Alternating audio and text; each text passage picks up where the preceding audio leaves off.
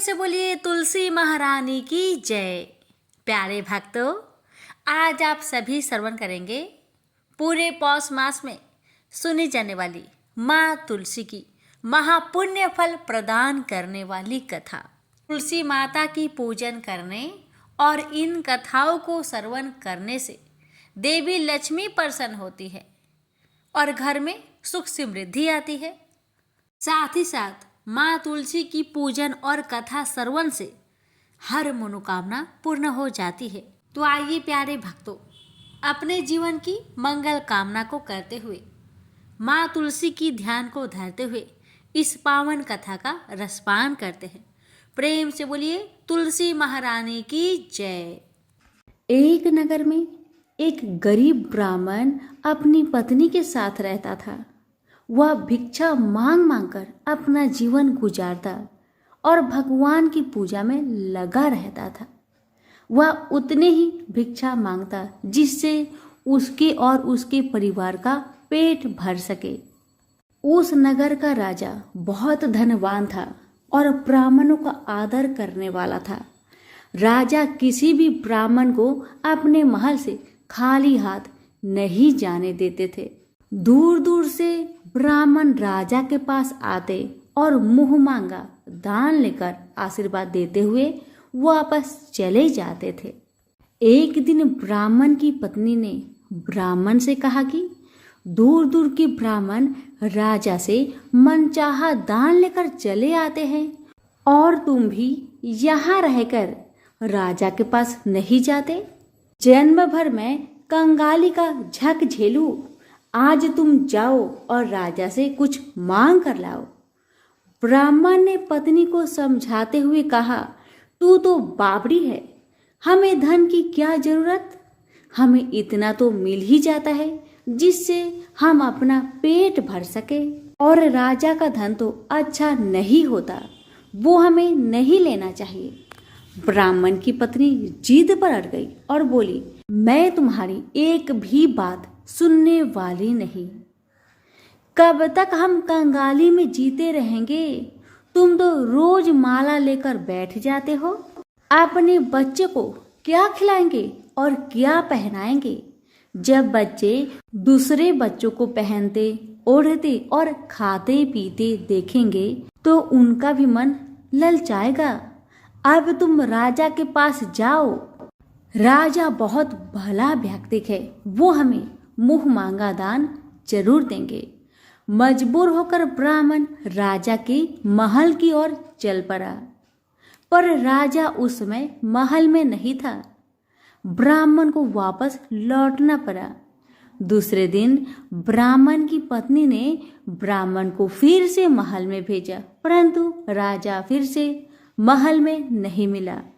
तीसरे दिन राजा महल में गया और उसने ब्राह्मण का स्वागत किया और उसे आसन पर बैठाया और साथ में ब्राह्मण देवता से 2 दिन न मिल पाने के लिए क्षमा भी मांगी।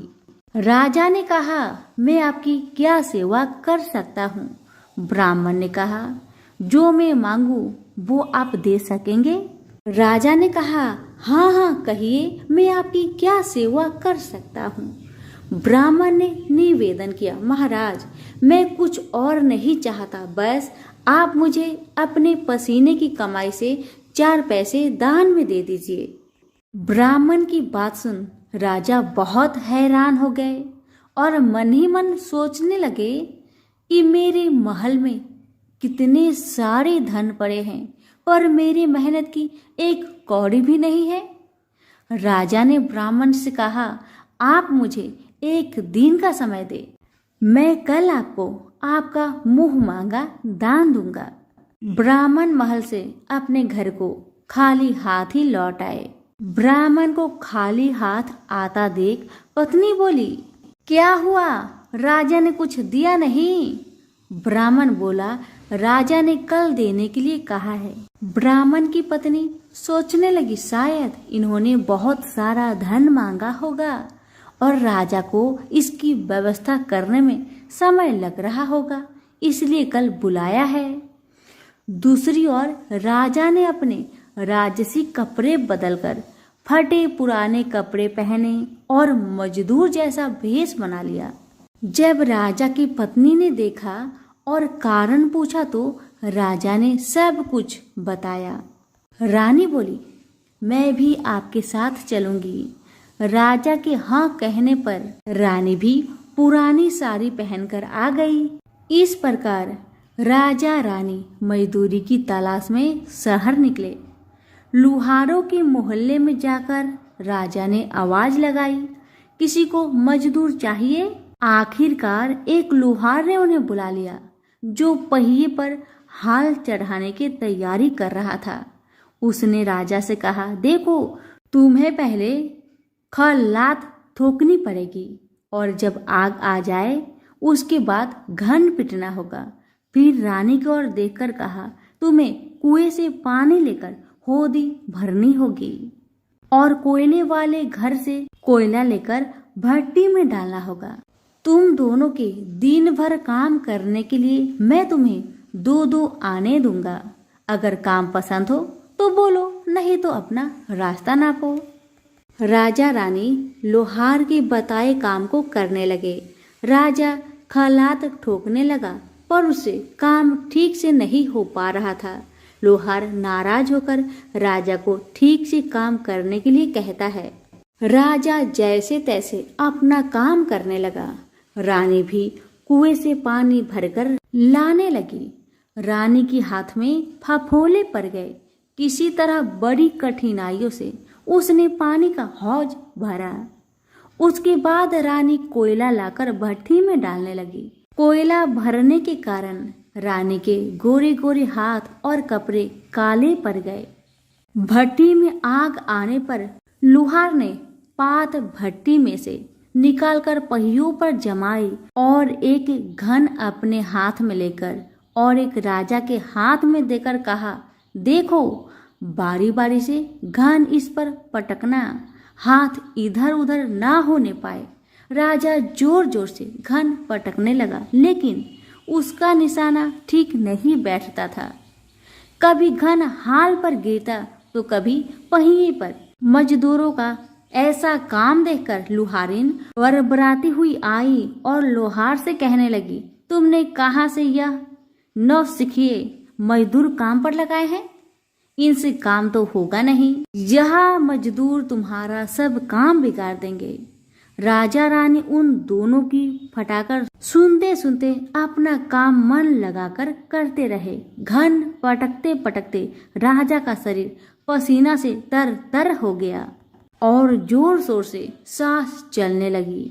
रानी भी पानी भरते भरते और कोयला झोंकते झोंकते थक कर चूर हो गई। दोनों ने पूरे दिन बहुत मेहनत की। लुहार ने राजा रानी को 2-2 पैसे दिए, जिसे वो बड़ी खुशी खुशी लेकर महल आ गए। आज उन्हें पता चला कि मेहनत की कमाई कैसी होती है। राजा ने 4 पैसे अलग रख दिए और अगले दिन ब्राह्मण को बुलाकर उसे दे दिए। ब्राह्मण राजा को आशीर्वाद देकर घर लौटा और ब्राह्मणी से कहा, लो, मैं राजा के यहाँ से दक्षिणा ले आया हूँ। ब्राह्मणी खुश होकर दौड़ती हुई आई, पर जब उसने 4 पैसे देखे तो वह ठिठक कर रह गई और उन्हें दूर फेंक दिया। वो जल भूनकर ब्राह्मण से बोली, तुम जैसे दरिद्र राजा के यहाँ भी जाकर कुछ नहीं मांगा, शर्म भी नहीं आती। इतना कहकर रूठ कर चली गई और बहुत देर तक बरबराती रही। ब्राह्मण ने उन 4 पैसों को उठाकर तुलसी के पास रख दिए और सोचा, जब ब्राह्मणी शांत हो जाएगी तो जरूरत पड़ने पर ये सिक्के को उठा लेगी।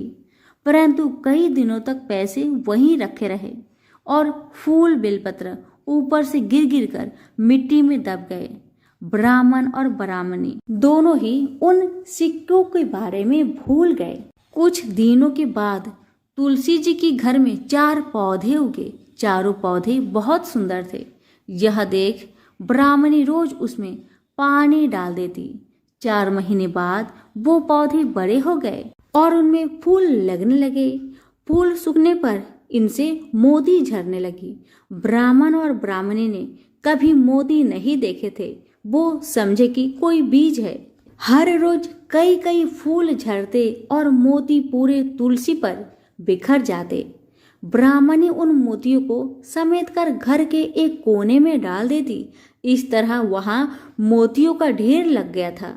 एक दिन एक सब्जी वाली आई।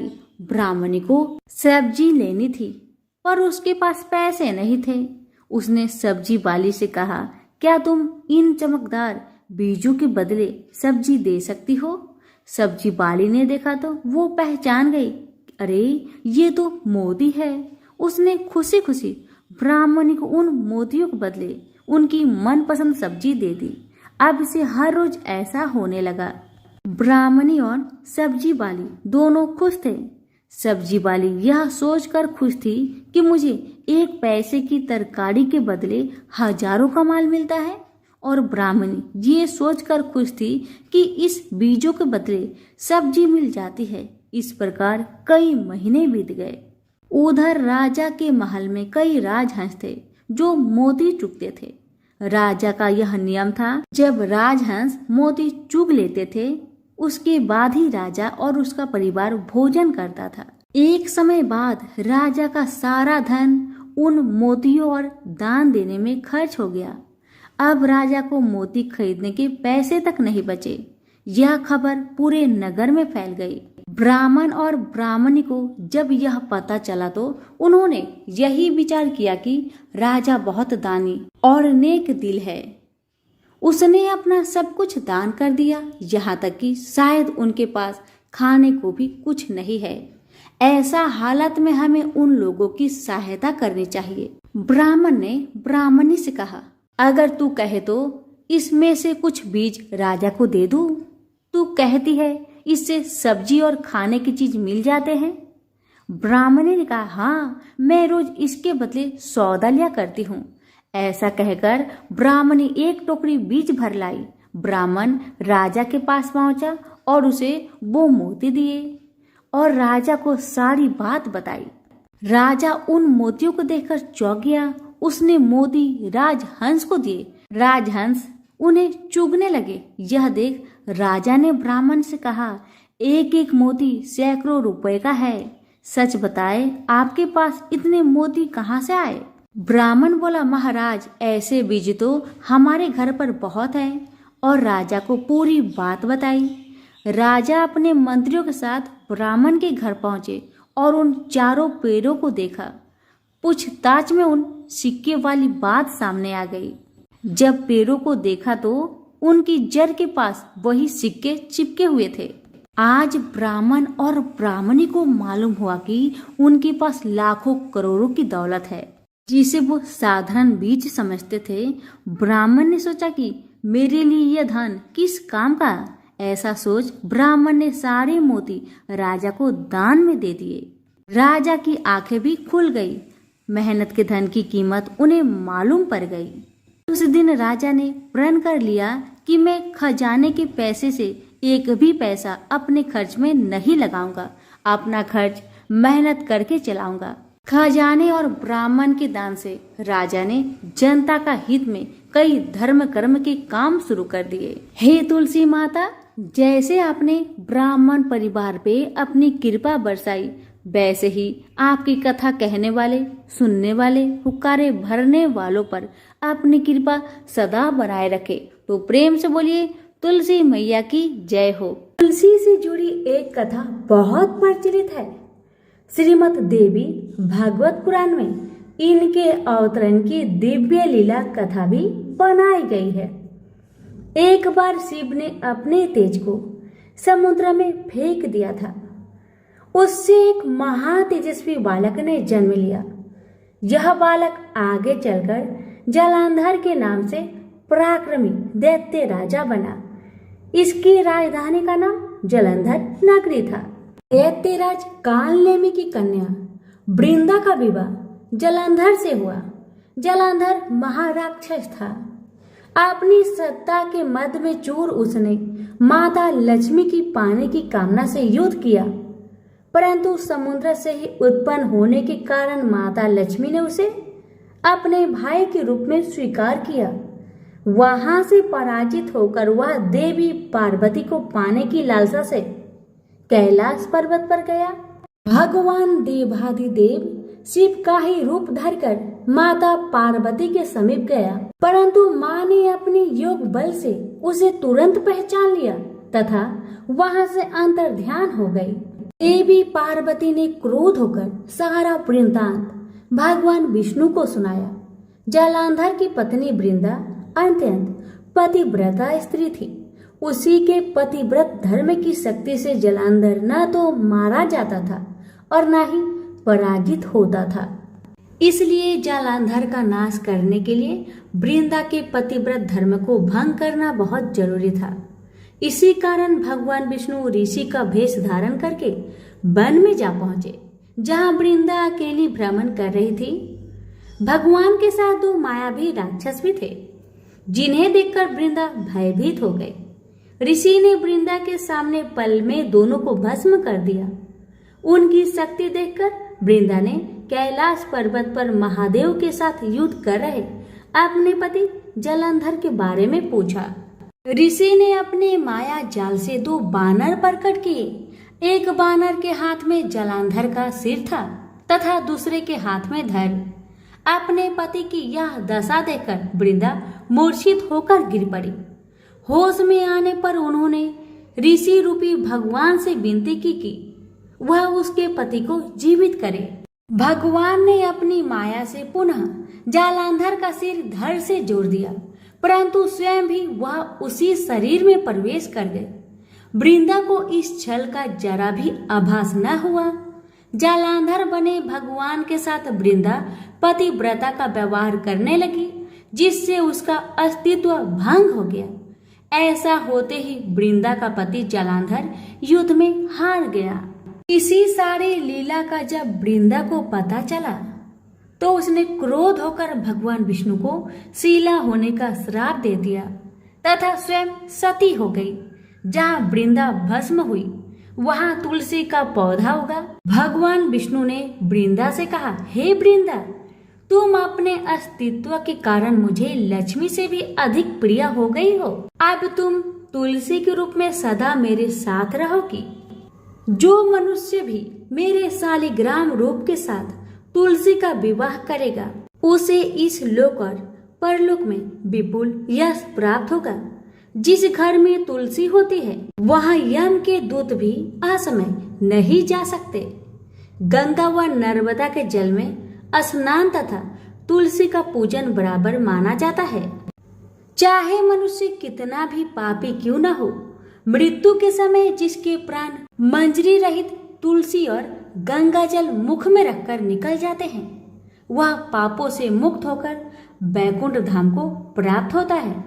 जो मनुष्य तुलसी व आंवलों की छाया में अपने पितरों का श्राद्ध करता है, उसके पितर मोक्ष को प्राप्त हो जाते हैं। उसी दैत्य जालंधर की यह भूमि जालंधर नाम से विख्यात है। सती वृंदा का मंदिर मोहल्ला कोट किशनचंद में स्थित है। कहते हैं इस स्थान पर एक प्राचीन गुफा थी जो सीधी हरिद्वार तक जाती थी।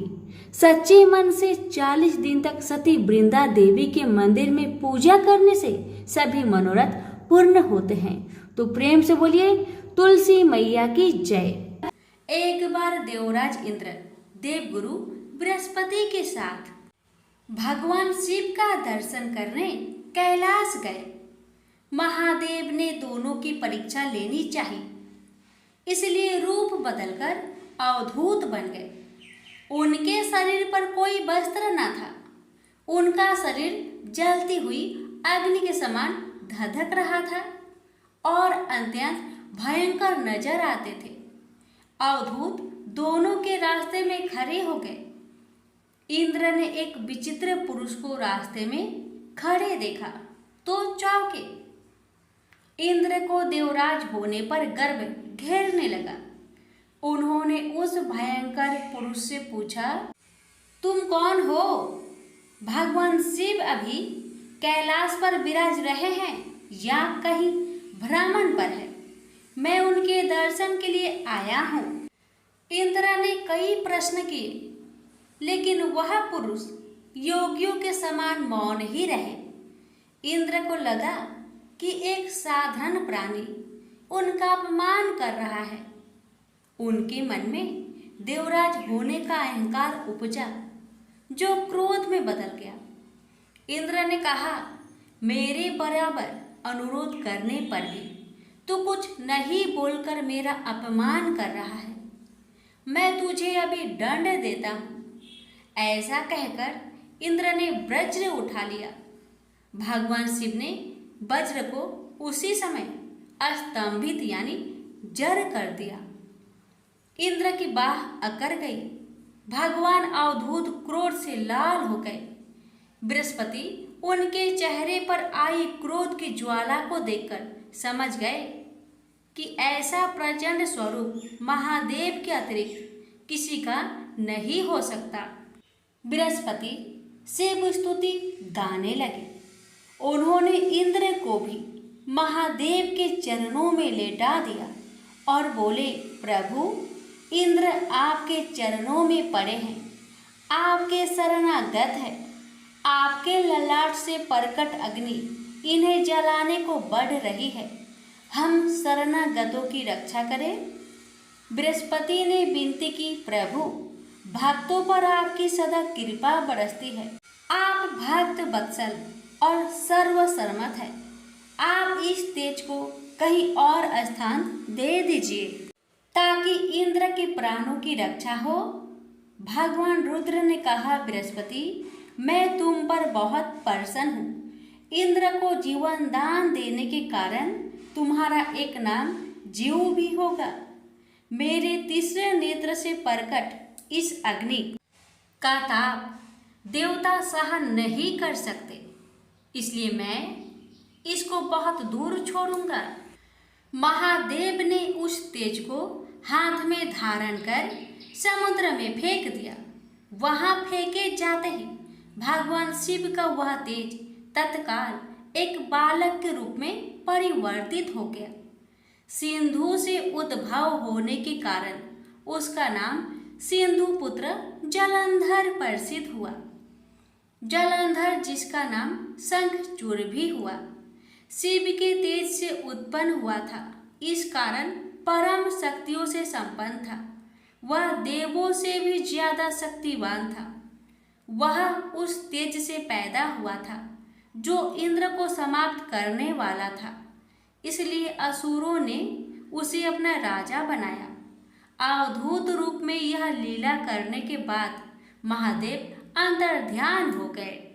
इंद्र के गर्भ का भंजन भी हुआ, भगवान के दर्शन भी हो गए। तुलसी से जुड़ी एक कथा बहुत प्रचलित है। श्रीमद् देवी भागवत पुराण में इनके अवतरण की दिव्य लीला कथा भी बनाई गई है। एक बार शिव ने अपने तेज को समुद्र में फेंक दिया था। उससे एक महातेजस्वी बालक ने जन्म लिया। यह बालक आगे चलकर जालांधर के नाम से पराक्रमी दैत्य राजा बना। इसकी राजधानी का नाम जालांधर नगरी था। दैत्यराज काल नेमि की कन्या वृंदा का विवाह जालंधर से हुआ। जालंधर महाराक्षस था। अपनी सत्ता के मद में चूर उसने माता लक्ष्मी को पाने की कामना से युद्ध किया, परंतु समुद्र से ही उत्पन्न होने के कारण माता लक्ष्मी ने उसे अपने भाई के रूप में स्वीकार किया। वहां से पराजित होकर वह देवी पार्वती को पाने की लालसा से कैलाश पर्वत पर गया। भगवान देवाधिदेव शिव का ही रूप धरकर माता पार्वती के समीप गया, परंतु मां ने अपने योग बल से उसे तुरंत पहचान लिया तथा वहां से अंतर्ध्यान हो गई। देवी पार्वती ने क्रोध होकर सारा वृत्तांत भगवान विष्णु को सुनाया। जालांधर की पत्नी वृंदा अत्यंत पतिव्रता स्त्री थी। उसी के पतिव्रत धर्म की शक्ति से जालांधर ना तो मारा जाता था और ना ही पराजित होता था। इसलिए जालांधर का नाश करने के लिए वृंदा के पतिव्रत धर्म को भंग करना बहुत जरूरी था। इसी कारण भगवान विष्णु ऋषि का भेष धारण कर वन में जा पहुँचे, जहाँ वृंदा अकेली भ्रमण कर रही थी। भगवान के साथ दो मायावी राक्षस भी थे, जिन्हें देखकर वृंदा भयभीत हो गई। ऋषि ने वृंदा के सामने पल में दोनों को भस्म कर दिया। उनकी शक्ति देखकर वृंदा ने कैलाश पर्वत पर महादेव के साथ युद्ध कर रहे अपने पति जालंधर के बारे में पूछा।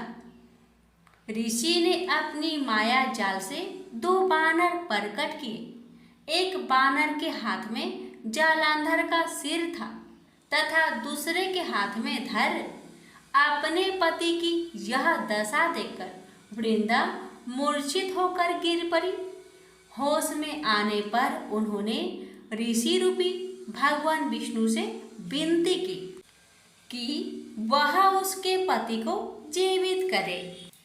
भगवान ने अपनी माया से पुनः जालंधर का सिर धड़ से जोड़ दिया, परंतु स्वयं भी वह उसी शरीर में प्रवेश कर गए। वृंदा को इस छल का जरा आभास न हुआ। जालंधर बने भगवान के साथ वृंदा पतिव्रता का व्यवहार करने लगी, जिससे उसका अस्तित्व भंग हो गया। ऐसे होते ही वृंदा का पति जालंधर युद्ध में हार गया। इस सारी लीला का जब वृंदा को पता चला तो उसने क्रोध होकर भगवान विष्णु को शीला होने का श्राप दे दिया तथा स्वयं सती हो गई। जहाँ वृंदा भस्म हुई वहाँ तुलसी का पौधा उगा। भगवान विष्णु ने वृंदा से कहा, हे वृंदा, तुम अपने अस्तित्व के कारण मुझे लक्ष्मी से भी अधिक प्रिय हो गई हो। अब तुम तुलसी के रूप में सदा मेरे साथ रहोगी। जो मनुष्य भी मेरे शालिग्राम रूप के साथ तुलसी का विवाह करेगा उसे इस लोक और परलोक में विपुल यश प्राप्त होगा। जिस घर में तुलसी होती है वहाँ यम के दूत भी असमय नहीं जा सकते। गंगा व नर्मदा के जल में स्नान तथा तुलसी का पूजन बराबर माना जाता है।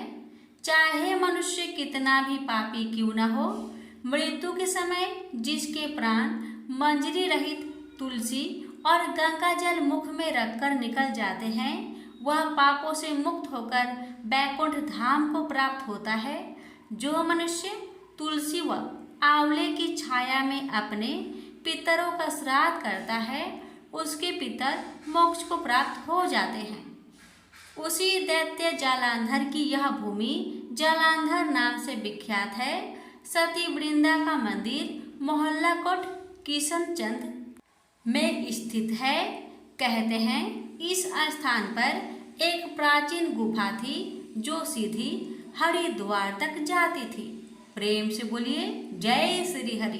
तुलसी मैया की जय, लक्ष्मी नारायण की जय। एक बार माता लक्ष्मी भगवान विष्णु से पूछती है, हे स्वामी, तुलसी के पास दीपक जलाने का क्या महत्व है और रोज शाम को तुलसी के पास दिया क्यों जलाया जाता है?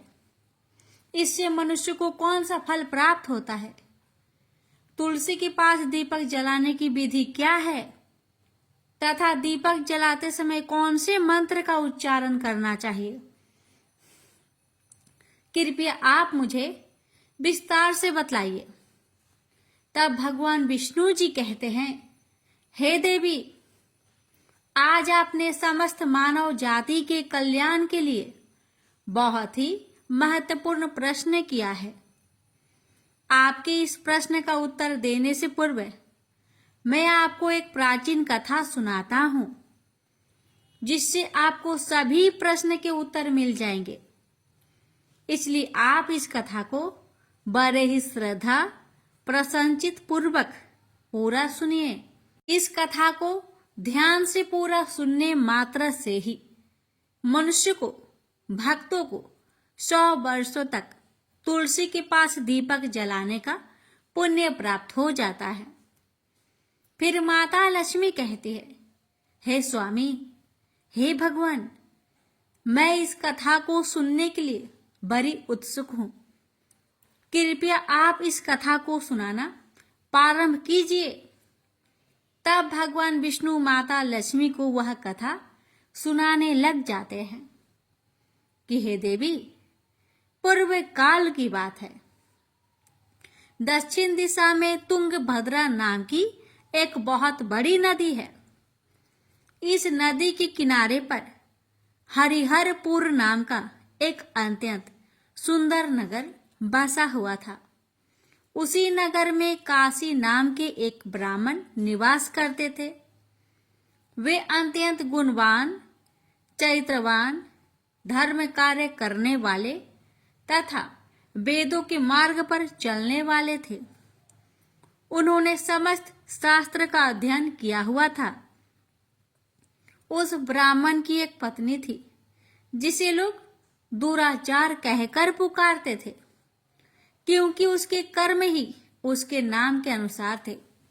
वह सदैव ही अपने पति को अपमानित करती थी।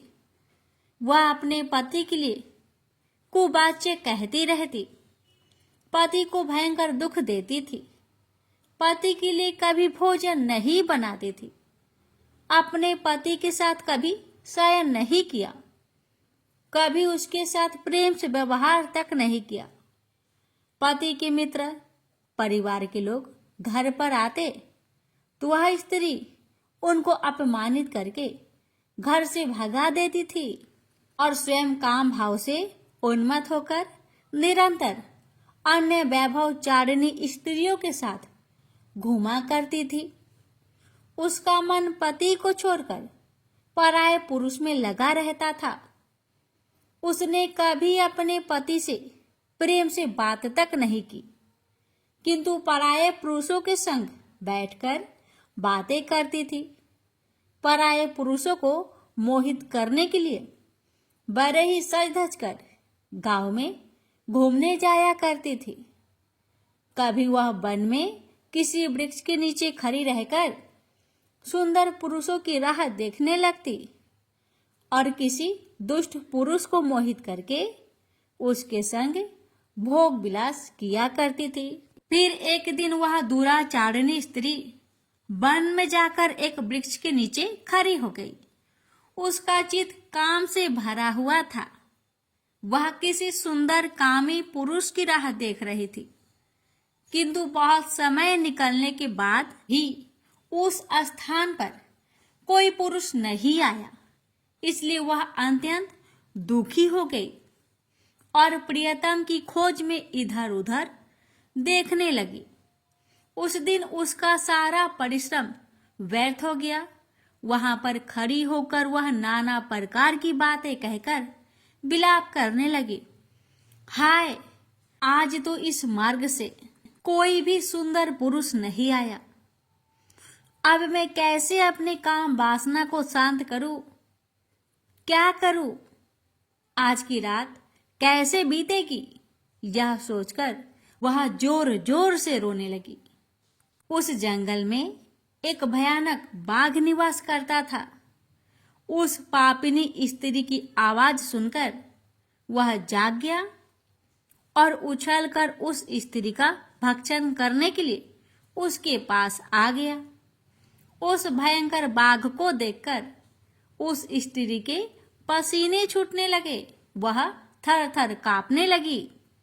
वह स्त्री कुछ करती, इतने में ही उस बाघ ने अपने पंजे से उसे घायल कर दिया और वह स्त्री जमीन पर गिर पड़ी।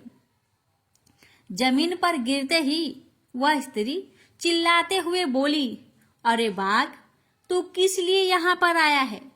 मुझे क्यों मार रहा है? मैं यहाँ पर अपने प्रियतम को खोज रही हूँ।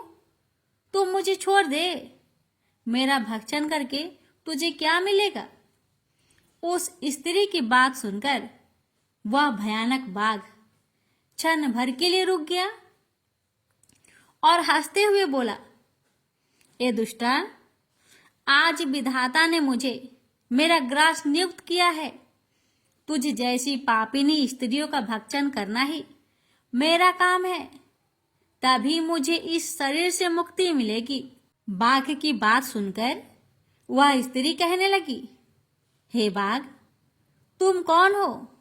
मुझे सच सच बताओ, तुम्हें किस कारण से बाघ की योनि में जन्म लेना पड़ा और तुम मुझ जैसी स्त्रियों का भक्षण क्यों करते हो? पहले मुझे सारी बात बताओ और फिर मेरा भक्षण करो। फिर बाघ कहने लगा, हे पापिनी, मैं तुझे मेरे पूर्व जन्म का वृत्तांत सुनाता हूं कि किस कारण मुझे बाघ बनना पड़ा। पूर्व काल में दक्षिण देश में एक नदी थी। उस नदी के तट पर एक नगरी बसी हुई थी। उस नगरी में मैं निवास करता था। मैं एक ब्राह्मण का पुत्र था और नदी किनारे बैठकर यज्ञ आदि कार्य किया करता था। मैंने उस जन्म में अनेक पापियों के लिए यज्ञ किया, उन पापियों के घर का भोजन किया। मैंने धन के लोभ से अनेक पापियों के लिए कार्य किए। जिन वस्तुओं का दान ब्राह्मण को नहीं लेना चाहिए, उन वस्तुओं का दान मैंने ग्रहण किया और दूसरों से धन लेता था, लेकिन कभी वापस नहीं करता था। इस प्रकार से पाप करते हुए मुझे बहुत साल बीत गए और मैं बूढ़ा हो गया। मेरे बाल दाढ़ी सब सफेद हो गए, आंखें सूज गई, मुंह के सारे दांत गिर गए, लेकिन फिर भी मेरी दान लेने की आदत नहीं छूटी और मैं पाप करता गया। फिर एक दिन मैं धन के लोभ से नदी किनारे गया और अन्य धूर्त ब्राह्मणों के साथ मिलकर हमने लोगों को ठगा। झूठे मंत्र का कथन बोलकर हमने बिना विधि विधान से किए ही देवी देवताओं का पूजन किया और बहुत सारा धन दान में ले लिया। फिर उसी स्थान पर एक बीमार कुत्ते ने मेरे पैर में काट लिया और मैं मूर्छित होकर गिर पड़ा। उसी क्षण मेरे प्राण भी चले गए। फिर यम के दूत उस स्थान पर प्रकट हुए और मुझे पकड़कर यमपुरी ले गए। वहां पर यमराज ने चित्रगुप्त से मेरे कर्मों का लेखा जोखा निकालने के लिए कहा। फिर चित्रगुप्त कहने लगे, हे धर्मराज, इस ब्राह्मण ने घोर पाप किए हैं। इसने दूसरे से झूठ कहकर धन लूटा है। विधि विधान से पूजा ना करके झूठ मंत्र बोलकर भगवान का अपमान किया है। इसलिए यह पापी ब्राह्मण केवल नरक ही जाने के योग्य है। फिर यमराज ने अपने दूतों को आदेश देकर मुझे नरक की अग्नि में डाल दिया। अनेक वर्षों तक नरक की सजा भोगने के बाद मुझे बाघ का शरीर प्राप्त हुआ और मैं इस दुर्गम वन में निवास करने लगा। मैं अपने पूर्व जन्म के पापों को याद करके कभी भी कोई भी महात्मा पुरुष या फिर साधु संत हो, सती स्त्रियों का मैं भक्षण नहीं करता हूँ। मैं केवल पापी, दुराचारिणी तथा उल्टा स्त्रियों का ही भक्षण करता हूँ, ताकि मुझे पाप से मुक्ति मिल जाए। इस प्रकार से उस बाघ ने अपने पूर्व जन्म का पूरा कथा उस पापिनी को सुना दिया और फिर उस स्त्री से कहने लगा, हे पापिनी, तेरे आचरण से तू उल्टा दिखाई पड़ती है। अपने पति को छोड़कर तू इस वन में अन्य पुरुष के साथ भोग विलास करने आई है, इसलिए आज तो तू मेरा ग्रास अवश्य बनेगी। इतना कहकर उस बाघ ने अपने तीक्ष्ण नाखून से उस पापिनी स्त्री के टुकड़े टुकड़े करके उसे खा लिया। फिर उस स्थान पर यम के दूत प्रकट हुए और उस पापिनी स्त्री को उठाकर यमपुरी ले गए। वहां पर उसे यमराज के सामने खड़ा किया गया। फिर चित्रगुप्त ने उस स्त्री का लेखा जोखा निकालते हुए यमराज जी से कहने लगे, हे धर्मराज, यह स्त्री तो अत्यंत पापिनी है। इसने घोर पाप किए हैं। इसने व्यभिचार किया है। इसने अपनी पति की कभी सेवा नहीं की। अपने पति को भूलकर पराये पुरुषों के संग भोग विलास किया करती। उसके पाप को सुनकर यमराज जी ने उस स्त्री को अग्नि से भरे हुए कुंडों में डालने का आदेश दिया। अनेक वर्षों तक उसे उस कुंड में पकाया गया, फिर उसे निकालकर दूसरे नरक में डाल दिया गया। इस प्रकार से उसे अनेक वर्षों तक अलग अलग नरकों में डाला गया और नरकों में डालने के बाद वह महापापी स्त्री पुनः पृथ्वी लोक पर आकर चांडाल के रूप में उत्पन्न हुई। चांडाल के घर में जन्म लेकर वह फिर से अनेक पाप करने लगी, व्यभिचार करने लगी, अनेक पापी पुरुषों के संग विहार करने लगी। कुछ समय बाद पूर्व जन्म के पापों के कारण उसे कोढ़ का रोग हो गया और वह भयानक पीड़ा सहन करने लगी। उसका अंग अंग जलने लगा, उसके नेत्रों में पीड़ा होने लगी। इस दुख को सहन करती हुई अपना जीवन को बिता रही थी। फिर एक दिन वह तीर्थ में स्नान करने के उद्देश्य से अनंतपुरा में चली गई। वहां पर वह एक आश्रम के बाहर निवास करने लगी। वहां उस आश्रम में एक तुलसी जी का पौधा था। अन्य स्त्रियों को वहां पर तुलसी जी के पास दीपक जलाते हुए देखकर उस महापापी स्त्री ने भी वही किया। उसने तुलसी जी के पौधे के पास जाकर एक घी का दीपक जला दिया। फिर उसी रात हृदय घात से उसकी मृत्यु हो गई और यमराज के दूत उसे लेने के लिए आ गए।